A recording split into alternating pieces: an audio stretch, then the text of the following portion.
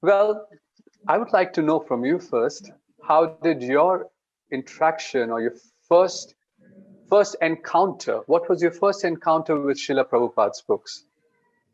Yes. Well, I had the great fortune to be coming to Bhaktivedanta Manor from a young age. And so I was coming to the temple, but as you can imagine, it was from a very ritualistic kind of Hindu background, but not so involved.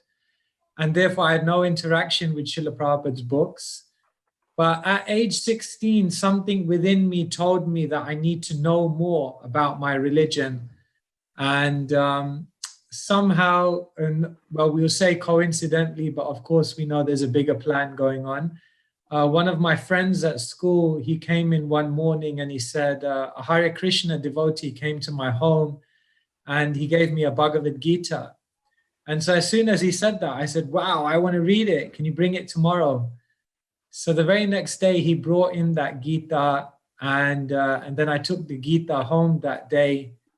And I remember it even to this day. It was about 4 p.m. in the afternoon, late afternoon, and I got home and I was looking at the Gita, and I was in such awe because I felt as though as soon as I opened this book, all the secrets to life, the universe, everything will be revealed to me. And so I opened the Gita and I began reading Prabhupada's introduction. And after one page, I closed the book and just sat back because all of the wisdom just went completely over my head. It was just so difficult for me as a 16-year-old to grasp. However, although I didn't fully understand it, when I read that first page of Prabhupada's book, something within me told me that there is some profound wisdom here, and I may not understand it, but I have to explore it. And then my journey began, reading, questioning, listening, thinking, and really trying to draw those jewels from Prabhupada's books. And yeah, that was some over 25 years ago. So yeah, it's been a journey since then, and we're still learning more. And who was this fortunate soul who brought you this book? Well, he was one of my best friends at school, yeah. And we kind of, after I read it, I gave it to him and I said, you should read it. And then we started coming into the temple together, and our first service was to wash the pots. 16 years old, that's what we were doing. And it was a great experience. And unfortunately, I've lost contact with him now, but I'm sure we'll reconnect soon and talk about Prabhupada's books, because that's where our journey began. Prabhu, clearly it's been 25 fruitful years. What impact has reading Srila Prabhupada's books had on your life? Yeah, that's a big question, and that could be answered in many ways. I think Prabhupada's books just give me, I guess if I would sum it up in one word, perspective. Prabhupada's books just give me perspective on everything. Perspective in terms of realizing what's important, what's not important. Perspective in terms of understanding how to deal with issues, obstacles, dilemmas, decisions that you have to make. Perspective in the sense of Prabhupada's books really give us the vision to be able to decode life and its events and what we're supposed to learn from everything that we're going through. And therefore, I often think of Prabhupada's books just like, almost like a lens which brings everything into life, into perspective. And so, yeah, they're invaluable. And that's why you can't go a day without reading Prabhupada's books, because that means you're going a day without having perspective. And when you go a day without having perspective, then your journey is susceptible to veering off track. So yeah, perspective is I guess the word I'd use. Were you really, at the time when you first opened as a 16-year-old, that one page that you read, before that, were you really looking for a perspective in life? Weren't you leading your life with a certain perspective already. So what really happened when that switch went on? Was it your quest to look for something, or was it that you actually read and it just dawned on you, oh, I'm doing something else, I'm a different person? Yeah, I guess I think the first thing, sometimes I liken reading Prabhupada's books to taking a bath in the morning. And when you take a bath in the morning, and well, we're here in the UK and it's a little colder.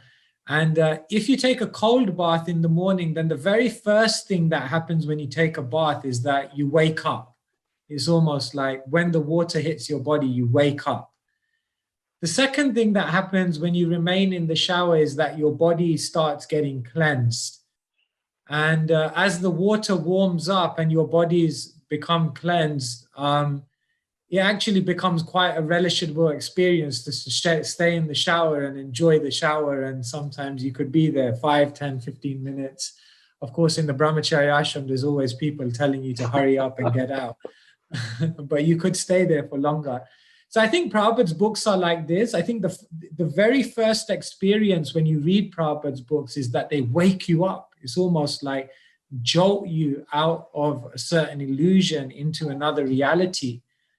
And as years go by, it almost goes to that stage where the books become very purifying. You continue to read them, not necessarily because you're learning new things, but it's just very purifying all the time to engage with Prabhupada's books and see them from different angles of vision and cleanse the heart. And then I think as we get into the mature stages of reading Prabhupada's books, it just becomes such a relishable experience. You open Prabhupada's books with no agenda, with no reason like that, okay, now I need to do this because I need the purification. It's just like you look for that opportunity to just be with Prabhupada and be with all of the acharyas that Prabhupada has really brought to us through his Bhaktivedanta purports. And it becomes a relishable experience. I think like you have these 3 stages of taking a shower, and they're not discrete, but they can be likened to reading Prabhupada's books.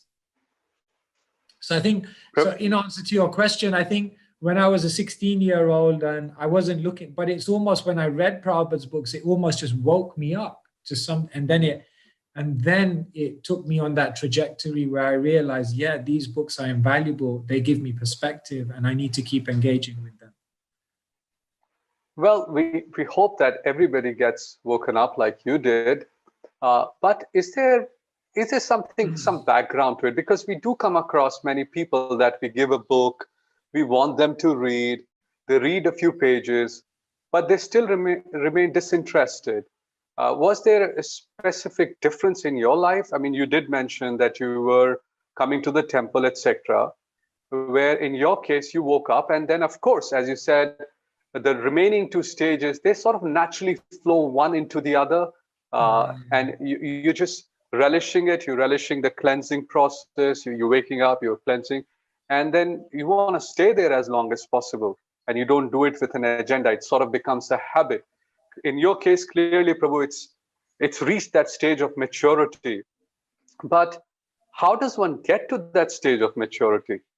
From where you start, a lot of devotees ask this question, that we are not able to, when we read Srila Prabhupada's books, we're not able to keep attention. We're not able to concentrate. We find it too heavy. So could you please break it down for us into smaller stages from your experience of how one matures and reaches to that point where you are today? Yeah. I guess we could take this question in 2 parts in terms of how we become receptive to Srila Prabhupada's books. I would say there's a deeper spiritual thing that's going on, and there's also a practical thing that we can do in order to aid the process. On the spiritual level, obviously from our shastras and our acharyas, we understand that every jiva is having a certain level of receptivity. Sometimes we give the analogy of wet firewood and dry firewood. And when that wood comes in contact with a spark, the dry firewood just sets alight, whereas the wet firewood takes a long time. And so what makes someone like dry firewood, that we understand piety from previous lives, Vaishnav Kripa from previous lives, a certain amount of experience in the material world, and basically we all understand that we're on an evolution, and some people are already at that point where they're looking, and they're deeper inside of them, they're searching for something, and therefore they tend to obviously be more receptive. So I think that's something to some extent. Of course, as preachers, we can take note from that, and also realize that preaching is not just about giving books out, but also about doing other activities which will increase people's spiritual receptivity. If we give out prasadam, if they have a good interaction with the devotees, then all of these things increase their spiritual credit in order to absorb what's given in the books. So on a spiritual level, we have to look at receptivity. But then I think the other thing is, on a practical level, we have to, as devotees, as preachers, as individuals who are trying to inspire others to take up this journey into Prabhupada's books, we have to create systems, structures, we have to create resources, and we have to create forums and facilities by which it makes it easier for people to immediately access the wisdom. And it seems to me that probably that's what is happening at the School of Bhakti, and that was your inspiration to continue to lead that School of Bhakti, to create that second part, practically create an environment, facility, resources to encourage devotees to take a bath every day. I mean, like Tapan Vishaprabhu, you know as well as I do, we live in an age which is almost like an instant age. Like everything is instant. You get instant coffee, instant, gratification, everything instant. Instant death. Instant death. Yeah, everything's instant, and people's attention span has practically been obliterated. People's patience, people's ability to really commit to something and go through a process in order to get what they're supposed to get, that's just declining. And then we face that problem when people come to Prabhupada's books, because they open it and they're almost looking for something instant that I'm going to get. And I guess what we try to do at the School of Bhakti and many other initiatives around the world is really take Prabhupada's books and try to present it to people in a way and give them access in a way in which they can immediately see that this is relevant, this is applicable, this is useful, and this is going to be something that is going to make a tangible change to your life. And I think as followers of Srila Prabhupada, we have that responsibility that Prabhupada has given us the textbooks, and now we have to be able to present it to people and give them access in a relevant way according to time, place, circumstance. And that's what we try to do at the School of Bhakti. And Prabhu, when you encounter devotees or practitioners or newcomers who are not able to read Prabhupada's books regularly, what in your analysis are the reasons for that? Yeah, we did a whole analysis on this, and I sum it up in an acronym. And maybe later on I'll share with you why I like acronyms and structures and all that kind of thing. But in an acronym, I would say, in order for you to develop the habit of reading, there's 5 things you have to overcome, and the acronym is habit. And these 5 things are the 5 things you have to overcome in order to establish the habit to read every day. H stands for hard. I think some people just find it hard to read, hard to understand the philosophy, hard to register the concepts and the language and so on and so forth. So the books are hard, some people say. A stands for amount. the sheer number of books that are there, just like behind you, there's a bookshelf, and behind me, there's a bookshelf, and there's a lot of books there. And when many people come to the Krishna consciousness movement, many of them never read a book. They were just not into the habit of reading. And therefore, the sheer number of books becomes overwhelming. And individuals just think, I'll never be able to get through all of those books. I don't even know if I want to try. So I think amount. B is a controversial one that some may admit to, some may not admit to. But the reality is that many people read Prabhupada's books and say they get bored. They find them boring. And of course, we know Prabhupada's books are not boring, but why are they experiencing boredom when they're reading? We have to look at that. I stands for inattentiveness, which we've already talked about, that people's attention span is just not there to sit down and read. Take some patience and how to overcome that inattention. And T stands for time, which means people's lifestyles are so busy and we have so many other things we're juggling in life that we just don't have time to read Prabhupada's books, people say. So if you want to establish the habit of reading, you have to overcome these 5 obstacles. And therefore, in our education, maybe I can share with you some book guides that we've produced. These are very much aimed at helping to overcome these obstacles. We make something that's hard easier. We make something that looks so vast more digestible in a bite-sized way. We present something that people may find or may experience as boring, and we show how it's actually the complete opposite. It's the most inspiring thing there can be.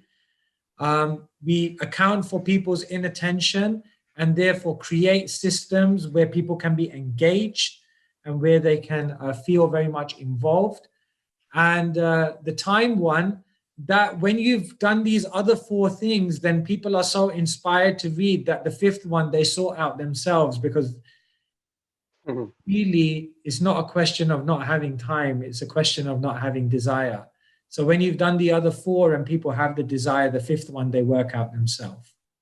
And so that's very much the rest of what we do. That's a very good exposition of how to establish a habit by understanding how it is not allowing, the word habit itself, the acronym is not allowing us to form one. Prabhu, from a younger age, I, of course, started to work very hard towards getting a good education, worked very hard, and spent inadvertently long amounts of my energy, time, resources, overcome boredom. I tried to avoid inattention and create complete concentration, and took out time for something which I felt was going to give me enormous benefit in my life. So which was my so-called education, my work, etc. And I've observed that as human beings, we don't leave any stone unturned if we find that artha, that merit. And we can see people running around, Prabhupada used to say, day in, day out, people are running out. The famous example, early morning get up, in the Mumbai example, you get on the train and all of that. How do we actually, you referred to this earlier, but all of these 5 things, if one is able to see the goal, how do you bring that benefit in front of someone? One is through experience. One you said is receptivity. Some people can naturally get it, like you got it by reading 1 page. Many of us have to read many. But beside the receptivity, how do you create that ability in somebody to see through the pages and say, this is the best that my life can actually achieve, what's given in the pages? How do you do that? Sure. Prabhupada explains in his purports that there is the book Bhagavat and then there is the person Bhagavat.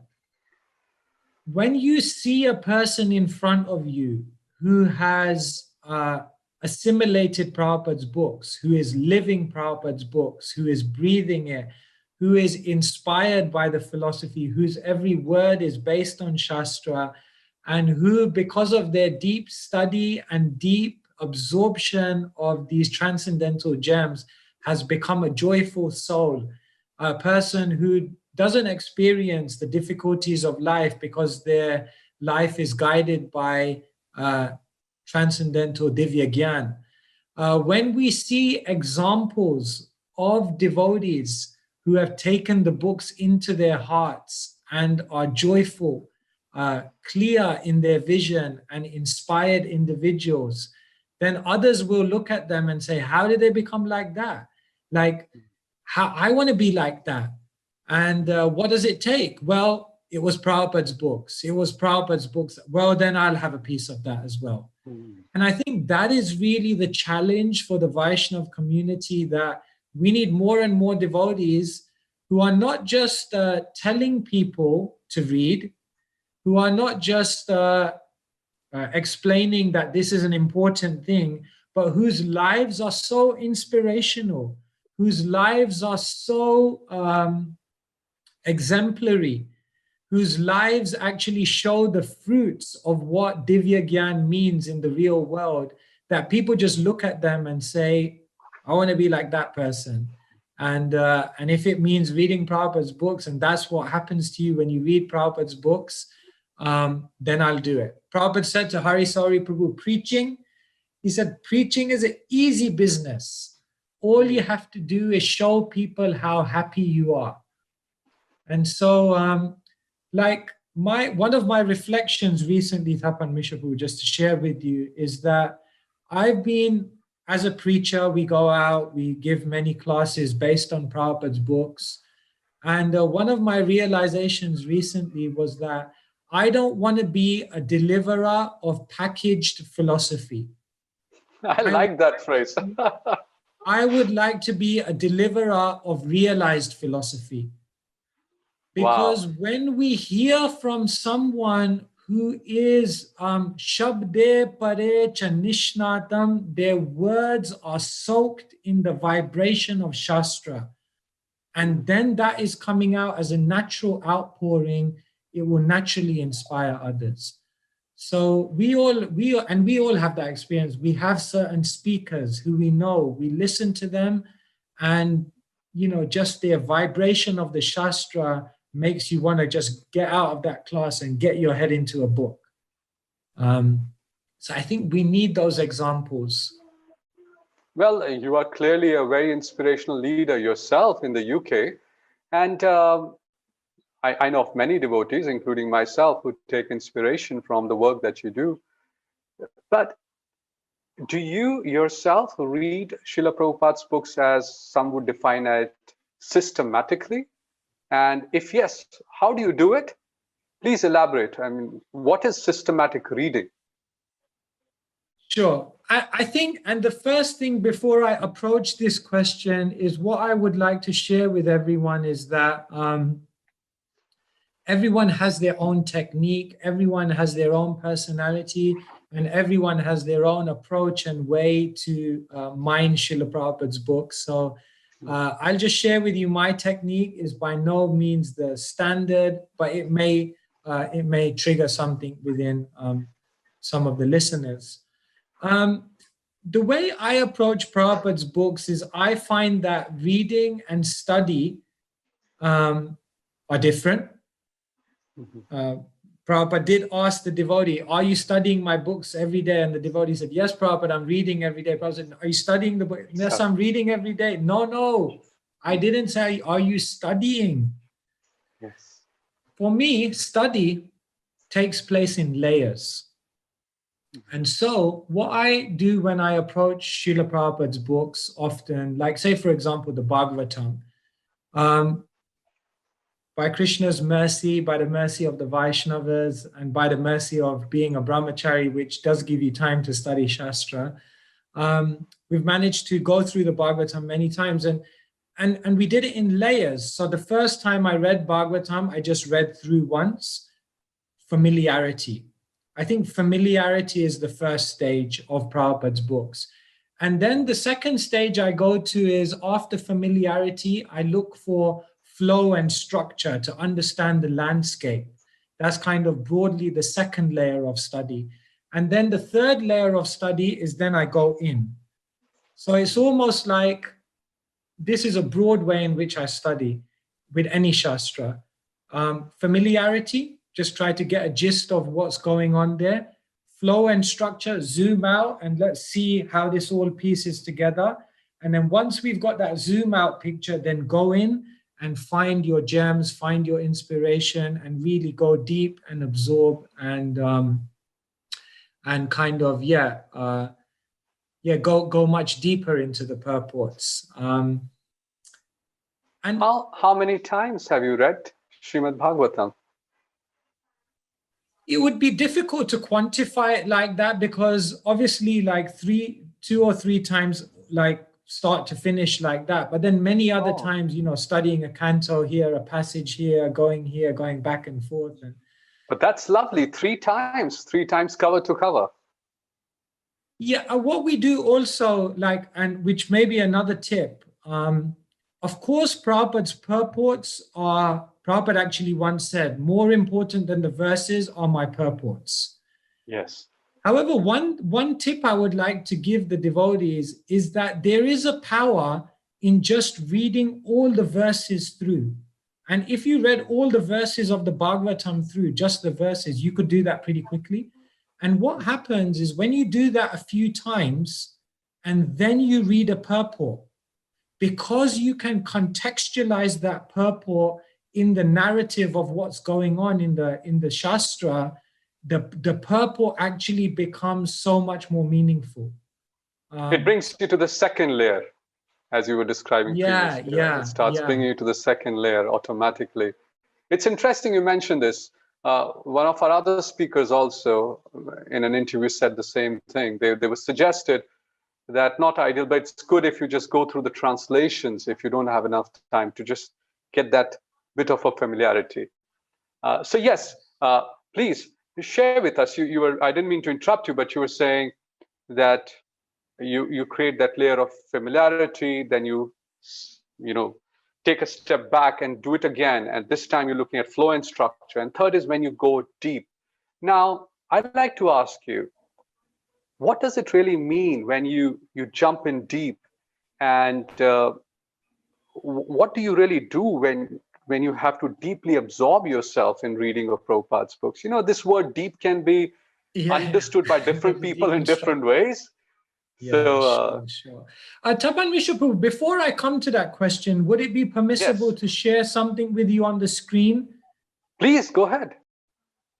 What I'd like to share with you, and I hope you can see this now, are 3 books that we put together. And these are available for free download for any Vaishnavas who may find them interesting. But I talked in my little answer there about studying about familiarity and getting a zoom out kind of landscape, if you like, of the Shastra.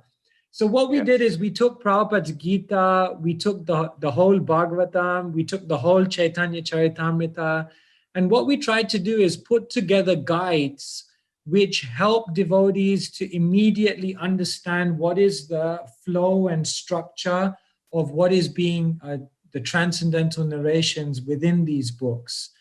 And so, for example, with the Gita, this is an excerpt from the book. What we did is we took every chapter of the Gita and we gave it an acronym. So, for example, this is chapter 2 of the Gita, and the acronym is Gita. So in the first bit of chapter 2, we know Arjuna surrenders to Krishna. So that section is G, Guru. Why Arjuna surrenders to Krishna, why it's so important to approach someone for answers.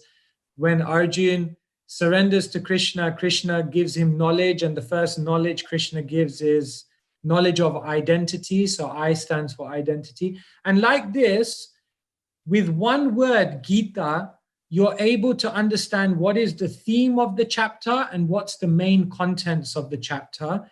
And when you have that landscape of chapter 2, and then you go into the purports, what you may find is that it becomes a lot more, it jumps out at you and you're able to engage with the purports in a lot more of a deeper way. So this is what we did for the Gita. This is what we did for the Chaitanya Charitamrita. What we did is we came up with 12 words which basically give you the entire flow of the Chaitanya Charitamrita. So here on the top layer, you see this is the Adi Leela. The Adi Leela begins with an invocation, and then the next two chapters deal with incarnation, how Mahaprabhu advented himself. Then the next two chapters deal with Mahaprabhu as a scholar and how he defeated all the Pandits and the Digvijay Pandit and others.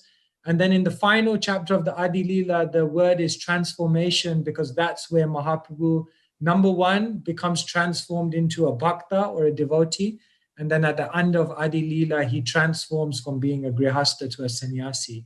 So like this, when you see the whole Chaitanya Charitamrita on one page, and you have 12 words which give you the flow of the entire book, all 9 volumes, all 11,000 verses, then when you open the 15th chapter of the Adi Leela and you read a purport, you can immediately contextualize where I am, what's happened before, what happens after, and it becomes so much more meaningful.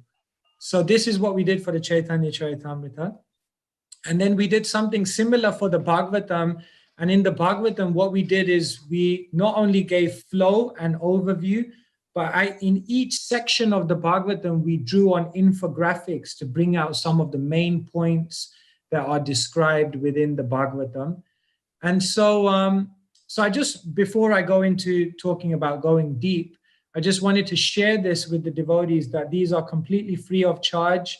You can download them and you can maybe use the structures, and it may also aid teachers of the Shastra in how to present it, quick overviews to students so that they feel more inspired to go to Prabhupada's books and read the entire thing like that. Amazing. I think I would encourage everybody who's going to watch this and is watching this now to make use of these study guides, which of course are a reflection of your own absorption in all of these 3 books and your many times reading them, contemplating them. So that's available on tattva.co.uk.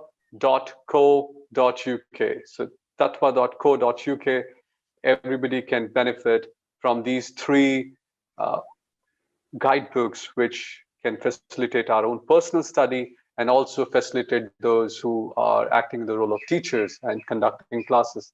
Thank you for sharing that, Prabhu. I'm sure many of us will benefit, and especially that it's free and anybody can download it. And it looks very nicely formatted. Infographics, it takes us time to make one. You managed to do it for whole Srimad Bhagavatam. All glories. Thank you for that. So yes, Prabhu, coming back to your question about going deep and what does it really mean to go deep?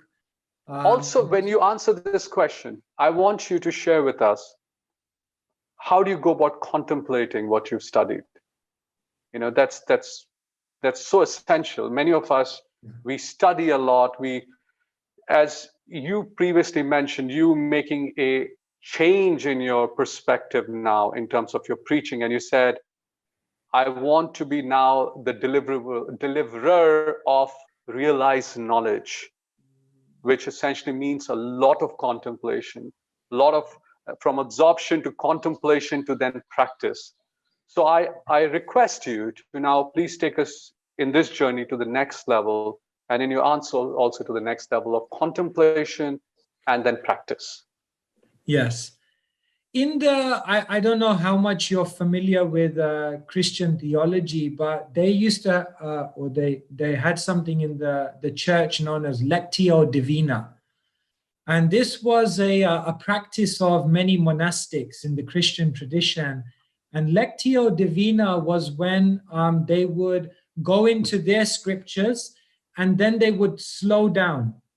And then they would go very slow and they would go sentence by sentence, and then they would go word by word, and then almost like sometimes they would stop at a word and then just almost go very deep into a contemplation, into a very much meditation on what that word is and trying to understand the deeper significance of it.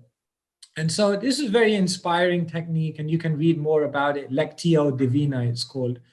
And so the first thing I wanted to say is that for me, zooming in and going deep, and I'll explain what I mean by going deep, but that was only possible first for me, at least, when I had overview and I had, so the first thing is I want to say about going deep is that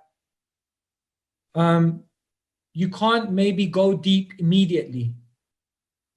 It's a journey. And the first thing I want to say is I often talk about how we should develop our relationship with Prabhupada's books.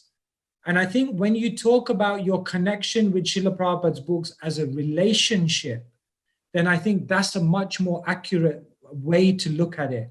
Because in a relationship, you don't go deep immediately, but a relationship goes to deeper and deeper levels of intimacy over years and with sacrifice and with interaction. So I think this is an important point, that let us begin to see our connection with Srila Prabhupada as Srila Prabhupada's books as a relationship, and not just as an experience or as a sadhana, but it's actually a relationship that we cultivate. Now, for me, going deep means two things. And I'll explain then what I do practically in my life to do those two things. I think for me, the two words I use to sum up going deep and really mining the jewels from Prabhupada's books, one word is message, and the other word is mood. So for me, when I try to go deeper into Prabhupada's books, I'm very much looking for message in terms of, what does this mean for my life? What does this mean for the world? What does this mean for the decisions that I'm making at the current point in my, sojourn in this material world? It's very much about taking that knowledge and saying, what does this mean to me? How does this change the way I see things? How does this change the way I vision my life? It's very much about crystallizing a personalized message for you. And the second would you like to share an example before we move to the second thing of the mood on the message? Can you share an example with us? Okay, like say, for example, we were talking about the second chapter of the Gita, and how the first section is G, Guru. And that's where Arjun comes to Krishna and says, Shishyasteham sadhimam tvam prapannam, that I'm a soul surrendered unto you, I'm confused, please instruct me. And in that purport, Prabhupada explains that the material world is a source of complexity. And one must come to the point where they must realize that they cannot solve their problems independently. So you read a purport like that, and that was actually a life-changing purport for me in terms of making commitment towards taking initiation, for example, towards inquiring more confidentially from Vaishnavas and taking guidance. And so when I read that purport and I thought deeply about my life, then what occurred to me when I read that purport is that the reason I'm experiencing so much perplexity, the reason why I don't have clarity, the reason why I still I'm being defeated by the material world, just like Arjun is expressing, is because I haven't come to that point in my own life of opening my heart to the Vaishnavas, just as Arjun opened his heart to Krishna. And when and through that purport, actually, it led me into making a much more concerted effort to build open relationships with Vaishnavas where we were inquiring confidentially. And that was amazing for my spiritual journey, and not just for my spiritual journey, for my emotional well-being. And so I think it's really about reading a purport like that and not just saying, oh, that's interesting, Arjun surrenders to Krishna, and I wonder what's going to happen next. But it's almost looking at it and saying, well, if Arjuna is playing the part of the conditioned soul, then that means that I need to start putting my feet in Arjuna's shoes and seeing what this means for me, what message is there for me. And we'll see. So like Prabhupada said, moving from theoretical knowledge to realized knowledge, and that's how you actually imbibe the message. So then what is, you've imbibed the message in your consciousness. I also want to say personalize. Sorry, I also want to say, to use the word personalize. I think when we see that the words in the Shastra, the words in the Bhaktivedanta purport are personal to me, I think then you begin to see the books differently. They're not just information. They're not treasure houses of amazing Divya Gyan, but it's Krishna speaking to me. It's Prabhupada speaking to me. It's my answers that I'm looking for me. And I think that's an important point. It is. So then what is the second aspect about the mood? Yeah, so message is one thing, but mood is another thing. And I think sometimes it's also going deep means to understand what is the mood of these devotees that we're hearing about in the Bhagavatam. What is their spirit? What is their heart? Yes, they're giving these amazing instructions. Yes, they're reacting in all these amazing ways. But what is the mood underpinning all of that? And what does that mean for the way I conduct myself? What does that mean for my own character? What does that mean for my own approach to the world and how I react to things internally? So it's also very much its message, but I think it's also much about mood and absorbing a certain consciousness that is being presented in these pages of Shastra, and then really taking that mood on. The humility of Arjuna, the determination of Dhruva, the desperation of Gajendra, the amazement of Uddhava, the complete overwhelming amazement when he went to Vrindavan. And it's about taking those emotions or those character traits and very much trying to absorb it and take it so that you become, as far as possible, as determined as Dhruva, as overwhelmed in amazement as Uddhava, as desperate as Gajendra, and really imbibing those qualities. But it would seem very much, Sutapa Prabhu, that's very difficult to dissect and keep these two separate, because how could one really understand the message if one does not know the mood of where's the message emanating from, and vice versa, so for it sure. Seems like they weave together, they move together, and one without the other would be incomplete. On this note, I want to take you back a little bit in our conversation when you talked about building this relationship with Srila Prabhupada. Srila Prabhupada said that he lives forever through his books. And often a lot of our challenges, etc., that we face individually, institutionally, organizationally, is when we're not able to find our figurehead. We're not able to find our founder Acharya, somebody who keeps us together. So Srila Prabhupada, living through his books and is living forever through his books, how does it manifest in the lives of those who are reading every day? And what does it mean to you? I mean, you touched upon it briefly, but I very much would like to, if I have to sum up and bring this session to a closure, I would like you to share a few reflections on that aspect. Thank you for this beautiful question. Yes, Srila Prabhupada writes in the beginning of the Bhagavatam that the spiritual master lives forever in his instructions and the follower lives with him. And that is a very profound statement. That is not just a profound statement, but it's a statement which should make us leap into the air with joy, because it means we can be living with Prabhupada every single day. Every day we can come face to face with Prabhupada. And what can be more of a golden opportunity than that? And Prabhupada says, if you follow the instructions. What I'd like to say is that sometimes I look at Prabhupada's life and I almost feel like Krishna directed Prabhupada's life in such a way that there were no more excuses left for us.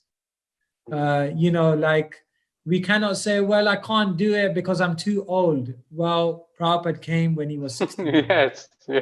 We can't say, I can't do it because I don't have good health. Well, Prabhupada had 2 heart attacks on the ship. We can't say, well, I can't do it because the people around me, I just can't relate to them. Well, Prabhupada came from Calcutta to the Lower East Side. We can't say, well, I can't do it because there's no support around me. Well, Prabhupada came alone with only 40 rupees in his pocket. And we can also say that I can't do it because I don't have time left in the course of the day. Well, look at Srila Prabhupada. He was doing this in the middle of the night, engaging with the books of his spiritual masters. Right. So like exactly. that, yes. And so I just feel like Prabhupada's life, Prabhupada as a personality, is the one who is removing all of our obstacles that ultimately we create in our own mind. And what I feel is that Prabhupada did say, the best of me is in my books. And I feel that Srila Prabhupada is so much present in his books, in the sense that when you read Prabhupada's books, every problem, every dilemma, every confusion, every so-called obstacle that you're facing, everything is removed when you read Prabhupada's books, because it seems as though Prabhupada is just there telling us that there's no excuse. There's no excuse anymore. There's nothing that you need to create to put as a barrier between you and where you want to go. In this sense, I feel Prabhupada is so much present in his books, in the sense that he is there through his books, removing every impediment between us and Krishna. And in that way, we feel Prabhupada's presence so much when we read his books. Unfortunately, nowadays it's good because I'm in lockdown and I haven't had a late night for 6 months, which is great.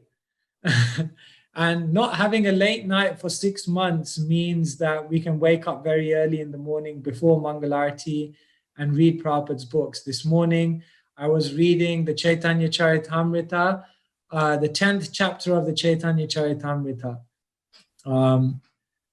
before Mangalarti.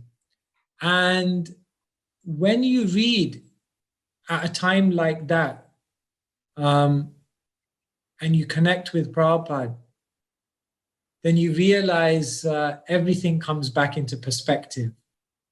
And maybe that's the point which I'll end on, because that's the point which we begun on, perspective. So this morning, when I read Chaitanya Charitamrita, yes, there are managerial issues going on. Yes, there are personal issues going on. Yes, there are institutional concerns going on. Yes, there are so many things going on in this chaotic world. But at that moment, at 3:30 in the morning, this morning, when I read the Chaitanya Charitamrita, it brought everything back into perspective. And just reading Prabhupada's words made me realize there's nothing in between me and Krishna, because just by reading Prabhupada's books and having Prabhupada's association, Prabhupada removed everything. And therefore we keep going back to Prabhupada to reassure ourselves that yes, Prabhupada is there, right there with us through his books, and through his books and his Vani in his books, we live with him. And when we live with him, he removes everything. He removes all the obstacles by his by his razor-sharp words. And therefore, I'll end on a beautiful verse from the Bhagavatam. Tatodu sangamutsrija sadhu satseta buddhiman shanta evasya chindanti manovya sangamuktibi. That the words of a sadhu are razor sharp, and those words, Tatodu sangamutsrija sadhu satseja buddhiman shanta evasya chindanti manovya sangamuktibi. Those razor sharp words of the sadhu cut all of our attachments, cut all of the misgivings within the mind, and render us free to run to Krishna, run to Vrindavan, run to the spiritual world, and run to be in our eternal home. And that's why Prabhupada's books and Prabhupada's words remain our guiding light. So our mission statement in life is read the books, live the books, distribute the books, and then help each other to deeply study the books and relish the books. And if we're able to do that by the mercy of great Vaishnavas like yourself, then we'll consider our life a success.